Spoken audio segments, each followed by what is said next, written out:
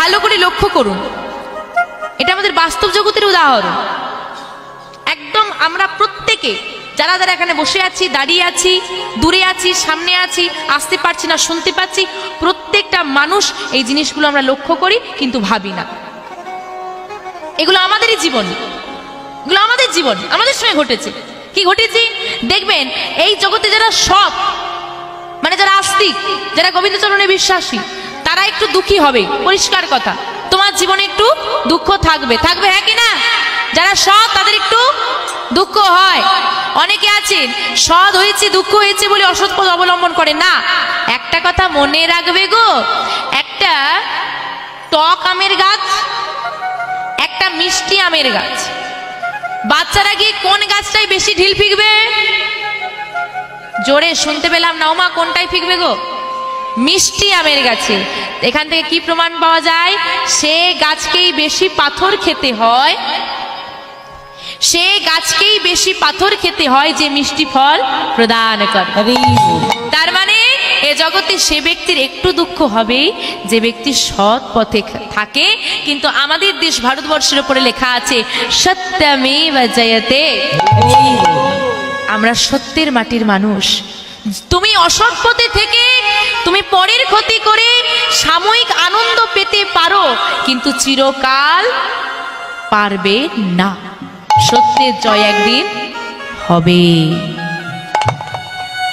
তাই মা, যারা একটু সৎ পথে থাকে তাদের কষ্ট হয়, আর তাদেরকেই এই নাস্তিক সম্প্রদায়ভুক্ত মানুষগুলো গ্রাস করতে চায়, চেপে ধরে। ঠিক না মা? প্রমাণ চাই। যদি কেউ অল্প বয়সে গুরুচরণ আশ্রয় করে কণ্ঠে তুলসীর মালা পরে, আশেপাশের লোক কি বলে? ওরে বাবাজি হয়েছে, এই বয়সে তলে তলে কেমন বাবাজি হয়েছে দেখি। মানে এটা হচ্ছে পেছনে লাগা যাকে বলে। কোন একজন বৈষ্ণব পথ ধরে যাচ্ছে, পাশ থেকে দু একজন ছেলে টোন করে বলছে হরে কৃষ্ণ। কি গো মা দেখি, হ্যাঁ কি না? এগুলো হয়েছে তো? আচ্ছা মা, যারা অল্প বয়সে কণ্ঠে তুলসীর মালা পড়েছেন, আমি জানি না কতজনের গলায় আছে, যারা পড়েছেন, এই রকম পরিস্থিতির সম্মুখীন কারা কারা হয়েছে যে সবাই বলছে এই বয়সে কেন মালা পড়েছ? হয়েছে, খুলে দিয়েছেন? আরে এখানের মধ্যে একজনও ছিল যে পরে খুলে দিয়েছে, ছিল গ্যারেন্টি। কেন কেন? এরাই হচ্ছে নাস্তিক সম্প্রদায়ভুক্ত মানুষ, এরাই আমাদেরকে গ্রাস করতে চায়। আমাদের সনাতন ধর্মে একটা বাজে অভ্যাস কি জানেন? আমাদের সনাতন ধর্মের মানুষের একটা বাজে অভ্যাস, বদ অভ্যাস, নিজে ভালো কাজ করবে না, কেউ ভালো কাজ করলে পেছনে টেনে ধরে রাখবে। একমাত্র এটা সনাতন ধর্মে আছে, অন্য কোনো ধর্মে নেই। আপনি চাইলে ঘুরে দেখতে পারেন, আপনি চাই ঘুরে দেখুন। আপনি দেখেছেন কোনোদিনও ইসলাম ধর্মের মন্দিরটাকে কি বলে ওরা? মসজিদে কোনোদিন তাস খেলতে দেখেছেন? কেউ দেখেছেন? হ্যাঁ কি না? আমাদের হিন্দু সনাতন ধর্মের কালী মায়ের মন্দির দেখুন, ভোলানাথের মন্দির দেখুন, সেখানে কি হয়? ক্লাব ঘর, মন্দিরটা ক্লাব ঘর। পবিত্রতা, পবিত্রতা, ভক্তিমূলক জায়গা বলে কিছু নেই। আছে? এটা অন্য ধর্মে চলে যান দেখি, আপনি মন্দিরে তাস খেলবেন? আছে কোন ধর্মে? একমাত্র আছে সনাতন ধর্মে। এগুলো বলতে গেলে খারাপ, যে বলবে সে খারাপ, বাজে বকছি। আমরা ভুলগুলো দেখি, অন্যায়গুলো সহ্য করি, প্রতিবাদ করি না, আমরা বরং তাদের সঙ্গে সঙ্গ দিই। মন্দির একটা পবিত্র স্থান, মানুষ কত ভক্তি নিয়ে সে মন্দিরে আসে। মানুষ যখন ভক্তি নিয়ে সেই মন্দিরে পুজো করতে এলো, দেখলো পাশে কয়েকজন বসে সিগারেটে ফু দিচ্ছে। আবার বাবা এখন ভোলানাথের মন্দিরে বসে যদি সিগারেটে ফু দেয় বা অন্য কিছু খায়, আরে বাবার প্রসাদ, আরে বাবার প্রসাদ, বাবা প্রসাদ তুই হ্যাঁ খাচ্ছিস, খা। বাবা বিষ খেয়েছিল সেটাও খেয়ে দে, আমরা এনে দিচ্ছি, পয়সা তোকে দিতে হবে না। ভোলানাথ বিনা পয়সায় পেয়েছিল না, তোকেও বিনা পয়সায় দেবো, খেয়ে দেখা। বাবা সর্বদা কৃষ্ণ নাম করতো, তুই গা। বাবা বাঘ জল পড়তো, তুই পড়। বাবা শ্মশানে থাকতো, তোর মতো রাজপ্রাসাদে থাকতো না, সেখানে তো গিয়ে থাক। কবে শিখবে আমাদের ধর্ম? কবে জাগবে মানুষের চেতনা? অচেতন আমরা। আমাদের গৌরহরির নামটা কি বাবু? চৈতন্য। নামটা কত সুন্দর, নামটার অর্থ কি? এই নামটার মানে কি? চৈতন্য। যার কথা আস্বাদন করলে জীবের চেতনা জাগ্রত হয় তিনি হলেন চৈতন্য। গৌরহরি জীবের চেতনা জাগ্রত করার জন্য ধুলায় গড়াগড়ি দিয়েছিল বাবা। এখনকার মানুষদেরকে ধুলায় গড়াগড়ি দিতে হবে না। সাধু গুরু বৈষ্ণবের চরণে মাথা নত করতে বললে কে কোথাকার বাবাজি এসেছে আমি কেন প্রণাম করতে যাব? এটা হচ্ছে একটা বাজে স্বভাব আমাদের সনাতন ধর্ম। আচ্ছা তুমি করছো না, করো না, না প্রয়োজন নেই। তোমার মন চাইছে না, করো না। কেউ করলে কেন তুমি তার পেছনে লাগে? বোঝান দেখি এর কোনো যুক্তি আছে? এই রোগের কোনো ওষুধ আছে? কোন ওষুধ? আবার বাবা এখন একটা নতুন দেখি বাবা এ উঠেছে, ধু এই বয়সে কি হরি হরি বলবো? একটু বয়স হয়ে যায়, চুলগুলো পাকুক, দৃষ্টি ক্ষমতা কমে যায়, কানে শুনতে পাবো না, হাঁটতে পারবো না, হাঁটু মুড়ে বসে কীর্তন শুনতে পারবো না, তখন গুরুচরণ আশ্রয় করব, তখন হরি হরি বলবো। কখন বলবো? আসল কথা হচ্ছে যখন ছেলে ঘর থেকে বের করে দেবে তখন হরির কাছে যাব, তার আগে যাব না। এটা হচ্ছে পরিষ্কার কথা। মানে একজনের কাছে আঘাত না খেলে অন্যজনের কাছে যাওয়া যাবে না। তা মা বলি মেনে নিলাম আমি, তুমি বৃদ্ধ হলে গুরুচরণ আশ্রয় করবে, মেনে নিলাম। তোমার একটু বয়স হলে তুমি কণ্ঠে তুলসীর মালা করবে, তুমি বৃদ্ধ হবে, তুমি বয়স হবে, সে গ্যারেন্টি আমাকে দিয়ে যাও। গ্যারেন্টি দিতে পারবে কেউ? আরে আজ আমি আছি, কালকে থাকবো কিনা কোনো গ্যারেন্টি নেই। খুব কি অসুবিধে হয়? গুরুচরণ আশ্রয় করে কণ্ঠে একটা তুলসীর মালা পড়লে খুব কি অসুবিধে হয়? হয় খুব অসুবিধে। লজ্জা করে, লজ্জা করে। আচ্ছা বাবা এখানে তো এতজন ভক্ত বসেছেন, বাবারা রয়েছেন, মায়েরা রয়েছেন, আমার থেকে অনেক বয়োজ্যেষ্ঠ সবাই, লজ্জা করে ছাড়া, ভালো করে শুনুন কথাটা, লজ্জা করে। আমি একটা কারণ কিন্তু বলে দিয়েছি, এই কারণটা ছাড়া দ্বিতীয় একটা কারণ দেখান কণ্ঠে তুলসীর মালা না পরার। একটা কারণ লাগবে, আমি যে কারণটা বললাম এটা ছাড়া। আছে কারো কাছে কোনো কারণ আছে? ও বাবা কোনো কারণ আছে যে লজ্জা করে? এছাড়া একটা কারণ লাগবে। কি গো মা, আছে কোনো কারণ? পড়ি না কেন? না লজ্জা করে, তাই তো?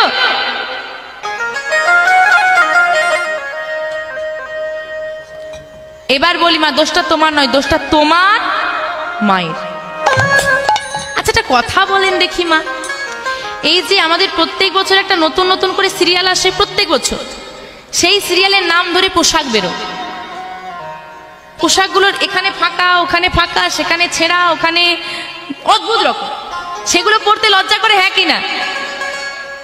লজ্জা করে না? তাহলে গোবিন্দের একটা জিনিস পড়তে এত লজ্জা কিসে?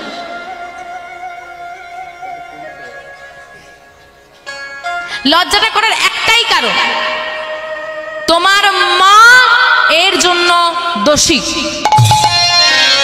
যদি কারো কণ্ঠে তুলসীর মালা পড়তে লজ্জা করে এবং তোমার মা বর্তমান থাকে, আজই গিয়ে আঙুল তুলে প্রশ্ন করবে, মা কেন তুমি আমাকে সঠিক সময় গুরুচরণে ঠেলে দিলে না?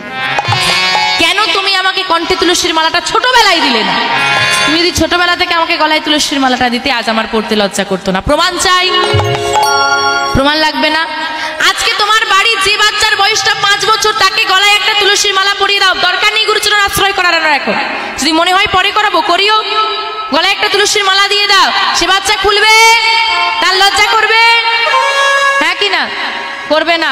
এখন যে বাচ্চার বয়স 15 বছর তাকে পড়া, কি হবে?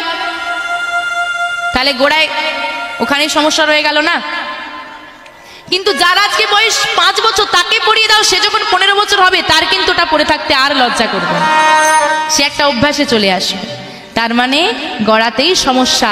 আমি আগেই বললাম যে তোমার ছেলেটাও তোমাকে ছোটবেলায় এমন করে ভালোবাসতো, বড় হয়ে গিয়ে আর ভালোবাসে না, তার মানে তোমার শিক্ষায় গাফিলতি রয়ে গেছে। আমরা সন্তানদেরকে মানুষ করি বাবা, আজকে অনেক মায়েরা আছে যারা বলেন যে বাবা আমার ছেলেটা ভালো নয়, আমার ছেলেটার সঙ্গ খারাপ, আমার ছেলেটা, দিদি তোমার বাড়ির ছেলেটা সাধু হয়েছে, তোমার ছেলেটা ভক্ত হয়েছে, আমার ছেলেটা দেখো ছাইপাশ গিলে রাত্রেবেলা বাড়ি ফেরে। এরকম অনেক মা আছেন।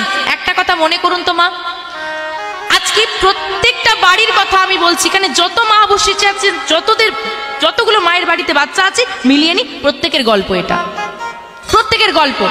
আমরা একটা বাচ্চাকে টাইমে ঘুম থেকে তুলি, টাইমে খাওয়াই, টাইমে স্কুলে পাঠাই, টাইমে বাড়িতে পড়তে বসাই, টাইমে খেলতেও দিই। যদি সকালবেলায় উঠে কোনো বাচ্চা স্কুলে যেতে না চায়, আমরা কি করি? মায়েরা কি করেন? মারেন। এই রে, আচ্ছা পড়তে না বসলে কি করেন? সন্ধ্যাবেলা পড়তে বসছে না, কি করবেন? ছড়ি নিয়ে বসবে। আচ্ছা চলো বিকেল বেলায় ছেলেদেরকে একটু খেলতে হয়, খেলতে দেন তো সবাই। তাহলে ভেবে দেখুন, খাওয়ার টাইম ফিক্সড, স্কুলে যাওয়ার টাইম ফিক্সড, তাই তো? খেলার টাইম ফিক্সড, রাতে ঘুমানোর টাইম ফিক্সড, পড়তে যাওয়ার টাইম ফিক্সড। আচ্ছা এতগুলো টাইম ফিক্সড করে রেখেছেন, ওই লিস্টের মধ্যে কোথাও কোনো দয়াময়কে সেবা দেওয়ার টাইমটা ফিক্সড করেছেন? আছে কারো লিস্টে যে তোমাকে এই টাইমে স্কুলে যেতে হবে মানে যেতে হবে? কিন্তু এরম কি কোনো জোর আছে বা এরম কি আপনার রুটিনে লেখা আছে যে এই টাইমে তোমাকে গোবিন্দের সেবা দিতে হবে মানে হবেই? আছে? ঠাকুর ঘরে প্রণাম করার জন্য ছেলেদেরকে পাঠাই? কোনো প্রয়োজনই নেই। তাহলে তুমি ভাবছো কি করে? তুমি যে শিক্ষা দিলে না, ছেলেটা বড় হয়ে সে আচার আচরণ করবে, তুমি ভাবছো কেন? তেঁতুল গাছ লাগিয়ে যদি মিষ্টি আমের আশা করো পাবে, তাহলে বেকার তো কেঁদে লাভ নেই। আমার ছেলে আমাকে দেখলো না, আমার ছেলেটা ভালো হলো না, কেন কাঁদছো? কারণ তুমি লাগিয়েছো তেঁতুল গাছ, আমের আশা করলে তুমি পাবে। যতক্ষণ কাদার জ্বালাটা নরম থাকবে বাবা, তাকে বাঁকানো যায়। শক্ত হয়ে গেলে, শুকনো হয়ে গেলে, শুকনো হয়ে গেলে কি করবো? বাঁকাতে পারবে? কাদাটা যতক্ষণ নরম থাকবে বাঁকানো যাবে, শুকনো হয়ে গেলে পারবে না। তাই মায়েদের চরণে আমার নিবেদন, প্রত্যেকটা মাকে আমি বলছি, আপনারা গুরুচরণ আশ্রয় করুন, কণ্ঠে তুলসীর মালা করুন, এবং আপনার বাড়িতে যে ছোট ছোট বাচ্চারা রয়েছে তাদেরকে গুরুচরণ আশ্রয় করান। এছাড়া কিন্তু আমাদের সনাতন ধর্মকে আমরা এগিয়ে নিয়ে যেতে পারবো না। আজকে আপনি যেদিকে তাকাবেন প্রত্যেকটা ধর্ম ঊর্ধ্বমুখী, একমাত্র আমাদের সনাতন ধর্ম নিম্নমুখী, নিচের দিকে নামতে চলেছে। অথচ আমাদের সনাতন ধর্ম সব থেকে আদি ধর্ম, সব থেকে আদি ধর্ম হচ্ছে সনাতন ধর্ম। এই ধর্মের মতো মহৎ ধর্ম, উদার ধর্ম আর হতে পারে না। তাই সবার কাছে আমার বিনীত নিবেদন, সবাই গুরুচরণ আশ্রয় করুন। অন্তত ভাবুন যে আমি করব। আসুন আমরা ব্রতী করি যে আমরা আমাদের সনাতন ধর্মকে এগিয়ে নিয়ে যাব। রাধে রাধে। আজকে বিহারী বাবা, এই যে বাবা আমরা বললাম আস্তিক নাস্তিক সম্প্রদায়ভুক্ত মানুষ আস্তিক সম্প্রদায়কে ঘিরে ধরছে, তাই আপনারা ভয় পাবেন না, এগিয়ে যাবেন, সুযোগ দেবেন না তারা যেন আমাদেরকে ঘিরে ধরতে পারে। যদি কেউ বলে যে তুলসীর মালা পরেছিস ভালো লাগছে না, উত্তরটা তাকে এভাবে ফিরিয়ে দিন যে আমি সনাতন ধর্মের মানুষের কণ্ঠে তুলসীর মালা পরেছি, তুমি যে সনাতন ধর্মের মানুষ তোমার পরিচয় কোথায়? বিদেশিদের কণ্ঠে তুলসীর মালা, তুমি সনাতন ধর্মের মানুষ হয়ে তোমার গলায় তুলসীর মালা নাই, তোমাকে দিকে প্রশ্ন করে তুমি সনাতন ধর্মের মানুষ, তোমার পরিচয় কোথায়? তুমি কিন্তু দিতে পারবে না। আর একটা উত্তর খুব জমিয়ে দেবেন, যেটা হচ্ছে আমি পড়েছি তোর জ্বালা কোথায়। এই শুধু এইটুকুটা বলবেন, বেশি বলার দরকার নেই, যে আমি পড়েছি তোর জ্বালাটা কোথায়, এটুকু বলে দেবেন, দেখবেন আর ধারে কাছে ঘেসবেন। রাধে রাধে। তাহলে বিহারী আজকে খুঁজছে, গাভীকে খুঁজে নিয়ে খুঁজে পাওয়া গেছে, কিন্তু তখনকে অন্ধকার হয়ে গেছে। তাড়াতাড়ি করে গাভীগুলোকে নিয়ে বিহারী ফিরে আসছে বাড়ির দিকে। বিহারী বাড়ির দিকে ফিরে আসছি। আর বাবা একটা স্থানে, আজকে যেমন রাস্তা ধারে এভাবে কীর্তন চলছে, আপনারা সবাই আস্বাদন করছেন, তেমনই একটা মন্দিরের পথের ধারে ভাগবত কথা চলছে, আর ভক্তরা সব বসে আস্বাদন করছে। আর পাঠক মশাই বর্ণনা করে চলেছেন, এখনো সেই বৃন্দাবন বাজে বাঁশি বাজে রে, এখনো সেই বৃন্দাবনে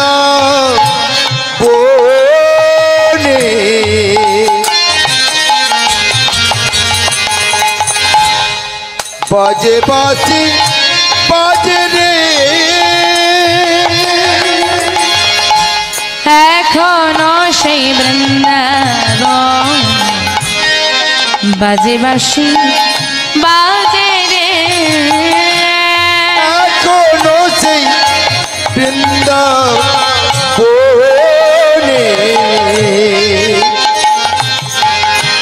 বাজে বাঁশি বাজে রে হয় না বাঁশির সুরে বনে বনে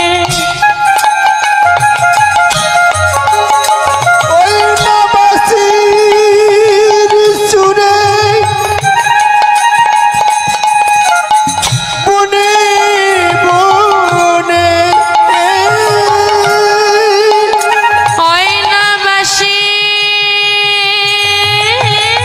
সুরে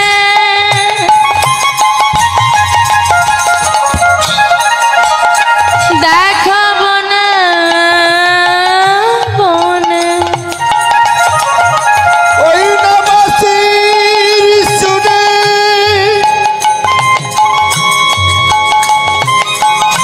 বনে বনে দেখো না ময়ূর নাচে রে এখনো সেই বৃন্দাবনে বাজে বাঁশি বাজে রে তাই গো, হরি বল হরি বল হরি বল বাজে বাঁশি বাজে রে এখনো সেই বৃন্দাবনে বাজে বাঁশি বাজে রে এখনো সেই ধেনু গলি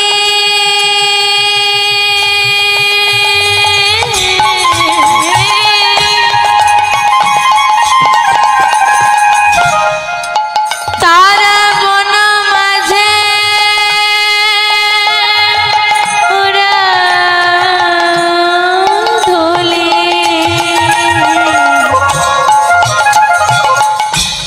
এখনো সেই ধেনুগুলি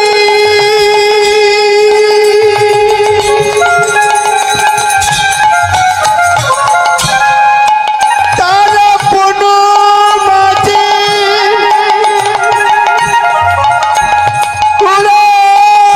উড়ায় তুলি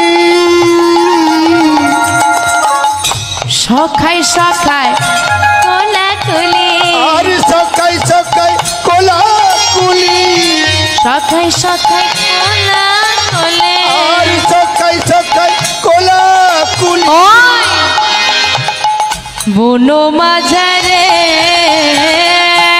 এখনো সেই নিতাই গো হরি বল হরি বল হরি বল বাজে রে এখনো সেই বৃন্দাবনে বাজে বাঁশি বাজে রে এখনো সেই বৃন্দাবনে বাজে বাঁশি বাজে রে এখনো সেই বৃন্দাবনে বাজে বাঁশি